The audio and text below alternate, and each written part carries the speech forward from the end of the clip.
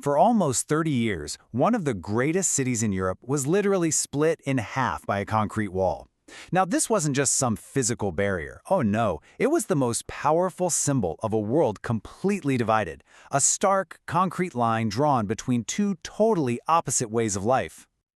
We've all heard this line, right? Ronald Reagan in 1987 basically telling the world what everyone was thinking. By that point, the wall was this massive international scar. But to really get why it was such a big deal, we need to rewind and look at how it got there in the first place. And this is the real question, isn't it? I mean, most cities build walls to keep invaders out. Berlin built one to keep its own citizens in. The story of how this could even happen starts in the smoking rubble of World War II. So yeah, the story of the wall really begins right at the end of the Second World War. This was a time when the world map was being completely redrawn, and countries that were allies one day were turning into rivals the next. So after 1945, Germany was just in ruins. The winners, the US, the UK, France, and the Soviet Union, they basically carved up the whole country into 4 occupation zones. Now, they said the goal was to help Germany recover, but really, they had totally different ideas for its future. The Western powers, they wanted a democratic, capitalist Germany. The Soviet Union, they wanted a socialist state that they could control. And here's where it gets really complicated. Berlin, the capital city, was over 100 miles deep inside the Soviet-controlled part of Germany. But the city itself was also split into 4 sectors, just like the country. This created this tiny, bizarre island of Western capitalism deep in a sea of Soviet communism. A very tense situation, as you can imagine. And that tension finally boiled over in 1948. Stalin tried to starve the Western allies out of the city. He blockaded all the roads and railways into West Berlin. The West's response was legendary, the Berlin Airlift. For almost a year, they flew everything, food, fuel, everything, into the city. The blockade was a total failure, but it cemented the division. By 1949, it was official. There were 2 Germanys. West Germany, the Democratic Federal Republic, and East Germany, the Communist German Democratic Republic. Now, Moscow kind of expected their new socialist East Germany to be this workers' paradise, right? That people from the West would be dying to get in. It turned out to be the exact opposite. The freedom and the booming economy in West Germany became a huge magnet for people stuck in the oppressive East. And this created a massive crisis that led directly to the wall. 3 million. Just let that number sink in. By 1961, 3 million people had fled East Germany for the West. For a country with only 17 million people, this was catastrophic. It was like the whole nation was bleeding out its population. And the easiest way to get out? You just walked or took a subway from the east side of Berlin to the west. The border was still open there. And these numbers just tell a devastating story. I mean, this wasn't a trickle, it was a flood. In 1953 alone, more than 330,000 people just up and left. And here's the critical part. These weren't just anybody. A lot of them were young, educated, skilled people, the doctors, engineers, and teachers that the country desperately needed.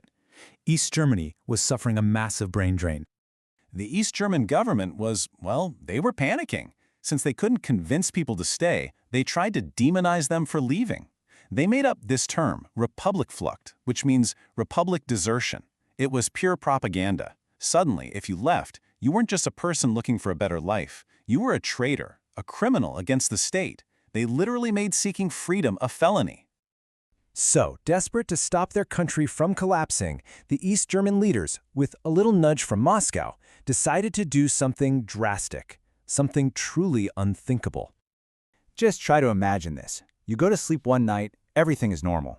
You wake up the next morning, and your city has been sliced in 2. That was the reality for Berliners on August 13, 1961. In a top-secret overnight operation, they sealed the border. It caught everybody completely and utterly by surprise. It all started with a strange radio announcement late at night. Then, while armed guards watched, workers started rolling out miles and miles of barbed wire, tearing right through streets, parks, even cemeteries. And that crude fence, it was very quickly replaced by concrete blocks, turning a temporary solution into a permanent scar. The human cost was immediate and just gut-wrenching. Kids couldn't visit their grandparents anymore. Friends who lived just one street away were suddenly in a different country. An entire city was held captive by geopolitics.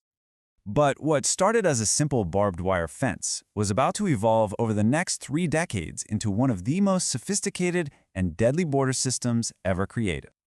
You have to appreciate the sheer nerve of the propaganda here. The official name for this thing was the Anti-Fascist Protection Rampart. They claimed they were protecting their people from the fascist West. But of course, everybody knew what it was really for. It was a prison wall, designed to keep its own people locked in. To make this wall absolutely escape-proof, the East Germans created something that became known as the Todesstreifen. That translates to the death strip. It was this wide, barren, no-man's land between 2 parallel walls. And this death strip was a technological nightmare for anyone trying to cross. We're talking over 300 guard towers, trenches to stop cars, beds of nails. It was lit up by floodlights and patrolled 24/7 by guards who had orders to shoot to kill. Even the top of the final wall had a smooth pipe on it, so you couldn't get a grip to climb over. And yet, even all of that couldn't stop the human drive for freedom. People tried everything. They escaped, hidden in car trunks, they dug secret tunnels, they built homemade hot air balloons, they swam across freezing canals. An estimated 5,000 people actually made it. It's just a testament to incredible courage. Okay, so fast forward to the late 1980s. The entire Soviet bloc is starting to crumble. And then, in a twist of fate nobody could have predicted, the end of the wall didn't come with a battle, but with a bureaucratic blunder. So, on November 9, 1989, this mid-level East German official, Günter Schabowski, is giving a really boring press conference. A reporter asks him when some new, relaxed travel laws will take effect. Schabowski kind of shuffles through his notes, he looks confused, and he just mumbles, "As far as I know, immediately." Well, that news spread like wildfire. Within minutes, thousands of East Berliners were flocking to the checkpoints, demanding to be let through.